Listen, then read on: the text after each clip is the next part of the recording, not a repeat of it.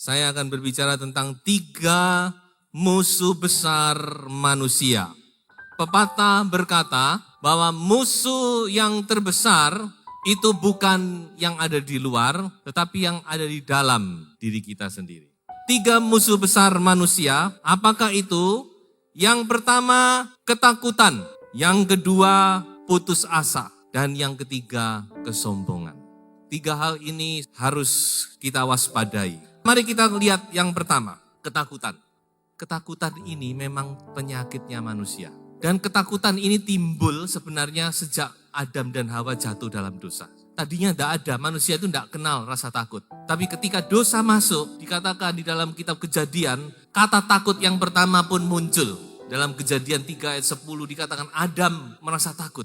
Dan sejak itu manusia dikuasai dengan ketakutan. Ketakutan ini kita harus mengerti bahwa iblis itu memang dia berusaha untuk menanamkan ketakutan di dalam hati kita. Nanti saya akan tunjukkan saudara, bagaimana pekerjaan iblis. Jadi memang iblis itu dia berusaha supaya kita merasa takut. Supaya rasa takut itu menguasai hati manusia. Nah akibatnya memang manusia itu selalu dikuasai oleh rasa takut. Dan itu sebenarnya memang wajar ya. Kita karena jatuh dalam dosa, ikut Adam ya memang itulah yang kita warisi. Tapi jangan sampai rasa takut itu menguasai kita. Tapi manusia itu banyak ketakutan. Coba kita lihat satu ayat, Ayub 3 ayat 25. Ayub berkata apa? Apa yang kutakuti, itulah yang menimpa aku. Jadi seringkali kalau kita terlalu takut, justru hal yang kita takuti itu terjadi. Makanya itu kita harus tolak. Paulus berkata, Allah memberikan kepada kita bukan roh ketakutan, tetapi adalah roh kekuatan, roh yang kuat, roh iman, roh percaya itu Allah berikan kepada kita. Di dalam hati kita Allah tanamkan itu, saudara-saudara. Sebab itu kita harus tolak ketakutan. Banyak rasa takut. Saya mencatat ada beberapa rasa takut yang senantiasa menimpa orang. Takut kepada pencuri, orang jahat. Lalu ada orang yang takut penyakit, saudara. Takut, kena ini sedikit takut, itu takut. Karena itu kita harus tolak. Ada lagi macam lain, ada orang yang takut gagal. Takut nanti kalau begini, kalau gagal gimana? Kalau begitu gagal gimana? Akhirnya dia tidak pernah mau mencoba, tidak pernah maju. Karena takut gagal, saudara. Ada orang yang takut dengan penilaian orang. Kalau gini nanti bagaimana kata orang? Kalau begitu nanti bagaimana? Begini takut salah, begitu takut salah. Ya, akhirnya tidak berbuat apa-apa. Ada lagi takut menghadapi manusia. Ketemu orang itu takut. Menghadapi masa takut. Dan masih banyak lagi ketakutan-ketakutan yang lain. Dan kalau kita mau jujur, kita semua punya rasa takut. So itu mari, kita mau lihat bersama-sama. Bagaimana caranya kita mengatasi ketakutan ini. Tapi sebelumnya kita lihat saudara, ada satu cerita yang menarik di dalam Matius pasal 14. Mulai ayat 22 sampai ayat 33. Bagaimana ketakutan itu bisa membuat kita salah dalam menilai. Coba kita baca saja ayat yang ke-26 dan 27. Ketika murid-muridnya melihat dia berjalan di atas air, mereka terkejut dan berseru, itu hantu. Lalu berteriak-teriak karena takut. Ya, panik ini. Tetapi segera Yesus berkata kepada mereka, tenanglah, aku ini. Jangan takut. Haleluya. Kata Yesus, ini aku, jangan takut. Takut di sini kalau sudah lihat bahasa aslinya dipakai kata fobia. Kita melihat di sini bagaimana rasa takut itu bisa membuat kita menjadi kecil. Bahkan membuat mata rohani kita tertutup. Murid-murid karena saking takutnya, dia tidak melihat bahwa itu adalah Tuhan. Tuhan datang untuk memberikan pertolongan. Tuhan datang untuk memberikan ketenangan kepada mereka. Ketika mereka melihat Tuhan, mereka berkata, itu hantu. Kualik, Tuhan datang dikira hantu. 180 derajat. Seringkali kita juga demikian. Karena kita dikuasai oleh rasa takut, kita tidak melihat bagaimana penyertaan Tuhan, bagaimana janji Tuhan, bagaimana Tuhan itu sudah tidak membiarkan kita menghadapi mara bahaya. Tapi yang kita lihat adalah ketakutannya. Nah ini perlu kita pelajari bersama. Sebab itu mari kita tujukan pandangan kita kepada Tuhan Yesus yang senantiasa menyertai kita. Saudara, mari kita sekarang membaca satu ayat. Tadi saya sudah katakan, iblis musuh kita yang terbesar, dia berusaha menanamkan rasa takut supaya kita tidak bisa berbuat apa-apa. Kita baca di dalam Nehemia pasal 4 ayat yang ke-8. Coba saudara perhatikan bagaimana iblis, ini bayangan pertempuran gereja dengan iblis, anak Tuhan dengan iblis. Ayat yang ke-8, mereka semua mengadakan persepakatan bersama untuk memerangi Yerusalem dan mengadakan kekacauan di sana. Ini sudah jelas ini. Ayat 11, kita loncat ayat 11. Tetapi lawan-lawan kami berpikir mereka tidak akan tahu dan tidak akan melihat apa-apa sampai kita ada di antara mereka, membunuh mereka dan menghentikan pekerjaan itu. Inilah iblis. Dan kalau saudara baca di dalam pasal yang ke-6 dan beberapa ayat kemudian, iblis musuh itu berusaha menimbulkan rasa takut, baik kepada Nehemia maupun kepada seluruh orang Israel. Supaya apa saudara? Supaya mereka tidak bisa berbuat apa-apa. Supaya mereka tidak bisa maju. Supaya mereka terpancang di situ saudara. Tidak terus membangun tembok. Nah itulah sebabnya kita harus tahu bagaimana cara kita menghadapi. Saya melihat di dalam kitab Nehemia ini ada beberapa hal yang bisa kita pelajari. Di dalam pasal 4 ayat 9, bagaimana Nehemia menghadapi itu. Pasal 4 ayat 9, tetapi kami berdoa kepada Allah kami dan mengadakan penjagaan terhadap mereka siang dan malam karena sikap mereka. Yang pertama dikatakan Nehemia ora et labora, berdoa dan bekerja. Berdoa dan berjaga-jaga. Kalau saudara baca ayat-ayat selanjutnya. Jadi mereka sambil bekerja, menata bata atau bagaimana, tapi yang satunya bawa senjata. Satu tangan bawa senjata, satu tangan bekerja. Kita perlu berjaga-jaga juga, tapi juga kita perlu berdoa. Saudara dan saya, kita ada di dalam lindungan darah Yesus Kristus. Kita pasti selamat. Tuhan tidak akan biarkan kita jatuh ke dalam orang-orang jahat. So itu saudara jangan takut, tapi saudara juga harus berjaga dan berdoa. Berdoa dan berjaga. Inilah yang kita perlu lakukan. Lalu kita lihat lagi ayat yang ke-14, masih dalam pasal yang keempat. Kuamati semuanya lalu bangun berdiri dan berkata kepada para pemuka dan para penguasa dan kepada orang-orang yang lain, jangan kamu takut terhadap mereka, ingatlah kepada Tuhan yang maha besar dan dahsyat dan berperanglah untuk saudara-saudaramu, untuk anak-anak lelaki dan anak-anak perempuanmu, untuk istrimu dan rumahmu. Saudara, apa yang Nehemia lakukan di sini? Dia membangun dirinya sendiri, dia menguatkan dirinya, dan dia juga menguatkan orang lain. Sebenarnya mereka itu ketakutan, saudara. Sangat ketakutan. Apalagi dikatakan musuh itu mau menyelinap masuk lalu mau membunuh. Mereka sudah ketakutan. Tetapi Nehemia memberikan satu dorongan melalui perkataan. Ini perlu. Saudara, ketakutan dan keberanian itu punya satu ciri, yaitu menular. Rasa takut itu bisa menular. Ya, kadang-kadang kita tidak takut sebenarnya, tapi karena omongan-omongan orang lalu kita jadi takut. Karena orang takut, dia menularkan rasa takutnya kepada orang lain. Orang semua jadi takut. Tapi sebaliknya keberanian itu juga menular, saudara. Kadang-kadang kita takut, tapi ada orang yang berani, dia memberikan kata-kata dorongan, maka kita pun jadi ikut berani, besar hatinya. Ya, makanya itu saudara, kita harus tolak itu. Dalam nama Yesus. Karena roh yang di dalam kita adalah roh Allah. Dan roh itu lebih besar dari segala roh-roh yang ada di dunia ini. Oh terima kasih Tuhan.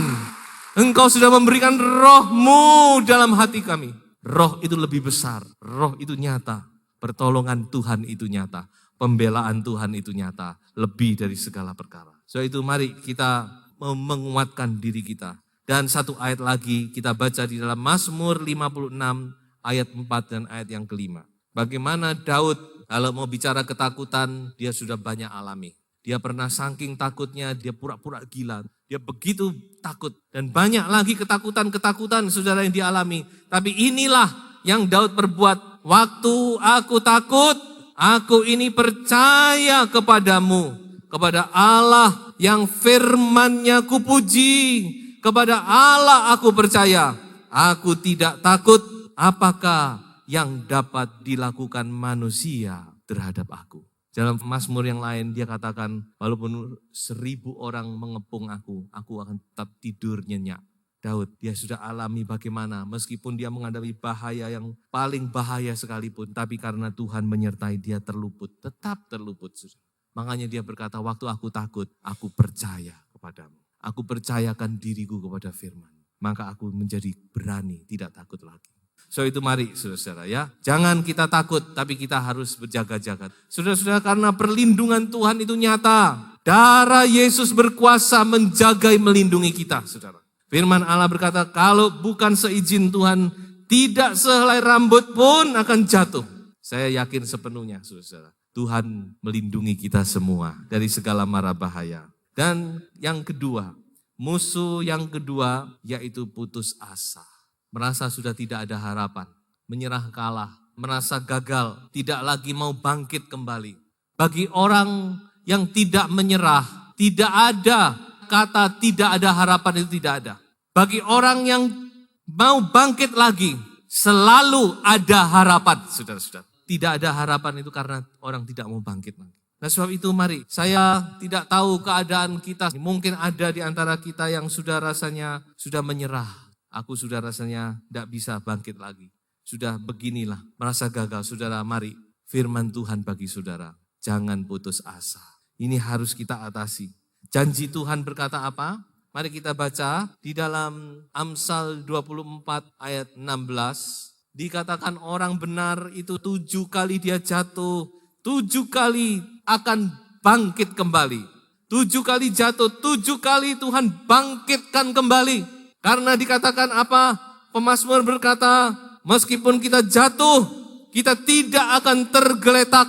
Kita tidak akan KO, saudara. Karena tangan Tuhan menopang kita. Selama kita tidak putus asa, pasti ada jalan keluar, saudara. So itu jangan putus asa. Paulus berkata apa? Kita baca di dalam 2 Korintus pasal 4 ayat 8. Di sini Paulus berkata dia banyak alami pahit, getir di dalam pelayanan. Dan dia berkata apa di sini?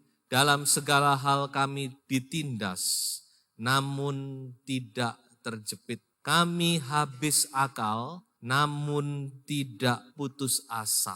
Kata habis akal di dalam terjemahan asli dikatakan no way out. Artinya tidak punya jalan keluar sudah. Kami sudah no way out, tetapi kami tidak putus asa. Paulus berkata meskipun seperti sudah tidak ada jalan lagi, tetapi dia berkata tapi kami tidak putus asa. Dia tahu janji Tuhan. Tuhan berkata apa? Akan selalu ada jalan keluar dalam setiap permasalahan kita, saudara. 1 Korintus 10 ayat 13. Selalu ada jalan keluar. Tuhan pasti menyediakan jalan. Kalau lewat pintu tidak bisa, lewat jendela masih bisa, saudara-saudara. Kalau jendela pun tidak bisa, lewat genteng masih bisa. Betul? Dari atas genteng pun orang bisa turun dan terima mujizat kesembuhan, lumpuh berjalan. Jendela, kita lihat beberapa kali Tuhan luputkan Paulus lewat jendela. Selalu ada jalan keluar. So itu jangan putus asa, saudara. Bangkitlah kembali. Saya juga melihat di dalam sejarah tokoh-tokoh dunia yang terkenal, banyak kali mereka juga mengalami kejatuhan, kegagalan, tapi mereka tidak putus asa. Kita harus berterima kasih kepada seorang yang namanya Thomas Alva Edison. Dialah yang pertama menemukan bola lampu pijar. Tapi saudara tahu bagaimana dia cara menemukannya? Dia mengadakan eksperimen itu sampai ribuan kali dia gagal. Dia cari bahan apa yang kira-kira bisa menjadi berpijar. Dia kasih bahan ini salah, itu salah, itu salah. Ribuan kali dia gagal. Satu kali akhirnya dia berhasil. Kalau dia sudah putus asa, 100-200 kali putus asa, mungkin kita sudah, ya mungkin ada yang menemukan, tapi mungkin akan lama lagi. Lalu kita lihat ada seorang yang namanya Walt Disney. Nah, saudara tahu ya Walt Disney ada namanya Disneyland. Seorang yang berhasil membangun dunia entertainment. Walt Disney ini saudara, dia sempat beberapa kali bangkrut, gagal. Dia pernah bekerja sebagai wartawan di PHK, dianggap gagal, dianggap gak berbakat. Tapi akhirnya dia juga berhasil mendirikan Walt Disney Corporation. Ada lagi orang tua putus asa terhadap anak, bisa jadi. kita merasa putus asa, aduh lihat anak begini. Sudah tahu Albert Einstein? Albert Einstein ini ketika dia kecil, dia bertumbuh itu agak terlambat. Umur 4 tahun dia baru mulai bicara. Lalu dia mulai bisa membaca itu umur 7 tahun. Oleh gurunya sudah divonis, wah ini anak ini sudah terbelakang mentalnya. Tapi dia menjadi seorang jenius mungkin terbesar di sepanjang abad 20, Albert Einstein. Sebab itu saudara, kita punya Tuhan yang luar biasa. Kuasa Tuhan itu tidak pernah berubah. Kalau kita menghadapi segala masalah, kita datang kepada Tuhan. Dan Tuhan akan menolong kita. Bagi orang percaya, pemazmur berkata, dalam gelap pun masih akan terbit terang bagi orang yang percaya. Kita pegang firman Tuhan. Dan terakhir, musuh kita yang ketiga, yaitu kesombongan. Ini perlu kita waspadai. Mengapa? Karena musuh ini seringkali munculnya lambat. Munculnya paling terakhir dia. Ketika semua sudah bisa kita atasi, maka sekarang muncullah musuh yang terakhir ini, kesombongan. Ketika orang sudah berhasil, justru setelah itu musuh ini mulai menampakkan diri. Nah, makanya kita harus waspadai. Karena musuh yang satu ini bisa menghancurkan segala jerih lelah kita. Saudara bisa baca itu dalam riwayat raja-raja maupun di dalam Tawarikh. Bagaimana raja-raja yang dipakai Tuhan pada akhirnya juga jatuh karena sombong, tinggi hati. Dan itu tertanam di dalam manusia yang paling dalam ini. Semua manusia punya, bibit ini ada. So itu kita harus waspada. Di dalam beberapa ayat berikut kita akan lihat apa saja yang bisa terjadi kalau seseorang itu sombong. Amsal 16 ayat yang ke-18, kecongkakan mendahului kehancuran dan tinggi hati mendahului kejatuhan. Amsal 18 ayat yang ke-12, tinggi hati mendahului kehancuran tetapi kerendahan hati mendahului kehormatan. So itu kita harus pelihara hati kita. Kita harus jaga hati kita sedemikian rupa. Saya senang sekali ada satu ayat yang saya ingat bagaimana cara kita menjaga hati kita. Ya, ini adalah nasihat dari Tuhan Yesus. Saya rasa kita perlu perhatikan dan kita perlu praktekkan ini. Coba kita baca di dalam Lukas pasal 17, mulai ayat yang ke-7 sampai ayat yang ke-10. Siapa di antara kamu yang mempunyai seorang hamba yang membajak atau mengembalakan ternak baginya, akan berkata kepada hamba itu setelah ia pulang dari ladang, mari segera makan. Bukankah sebaliknya ia akan berkata kepada hamba itu, sediakanlah makananku, ikatlah pinggangmu dan layanilah aku sampai selesai aku makan dan minum, sesudah itu engkau boleh makan dan minum. Adakah ia berterima kasih kepada hamba itu karena hamba itu telah melakukan apa yang ditugaskan kepadanya? Demikian jugalah kamu. Apabila kamu telah melakukan segala sesuatu yang ditugaskan kepadamu, nah ini saudara, hendaklah kamu berkata, kami adalah hamba-hamba yang tidak berguna. Kami hanya melakukan apa yang kami harus lakukan. Saudara, ini sangat penting sekali, terutama kalau kita melayani Tuhan. Memang mudah sekali, ada rasa kebanggaan, ada rasa-rasa itu memang begitu saudara, setiap orang. Tapi ini di sini Tuhan memberi satu nasihat yang baik bagi kita. Kalau kita sudah melaksanakan semuanya itu, mari kita datang kepada Tuhan. Dan kita berkata, Tuhan, kami hanyalah hamba yang melakukan apa yang harus kami lakukan. Jadi dengan lain kata saudara, kalau kita mau simpulkan ayat ini, yaitu kita jangan sampai meninggalkan itu hati hamba. Hati hamba itu harus tetap kita jaga, kita pelihara. Apapun juga keadaannya, meskipun kita sudah melakukan banyak perkara yang luar biasa, tapi biarlah kita tetap merendahkan diri sebagai hamba. Itulah yang Tuhan Yesus ajarkan. Maka kita akan terpelihara dari segala kesombongan, tinggi hati dan sebagainya. Jadi saudara-saudara, kesimpulan, ada 3 musuh ini yang harus kita atasi. Ketakutan, kita atasi dengan kita percaya kepada firman Tuhan, berjaga-jaga, berdoa, kita tolak dalam nama Yesus. Karena Tuhan sudah memberikan kepada kita roh keberanian. Dan yang kedua, putus asa, jangan putus asa, bangkit kembali. Kalau saudara mau bangkit, tidak ada kata kegagalan itu tidak ada. Karena Tuhan akan menopang kita. Tuhan akan menolong kita. Dan yang ketiga, kita jaga hati kita dari kesombongan. Maka saya percaya Tuhan akan makin mengurapi kita dengan heran. Dan nama Tuhan dipermuliakan di dalam kehidupan kita. Tuhan memberkati kita semua.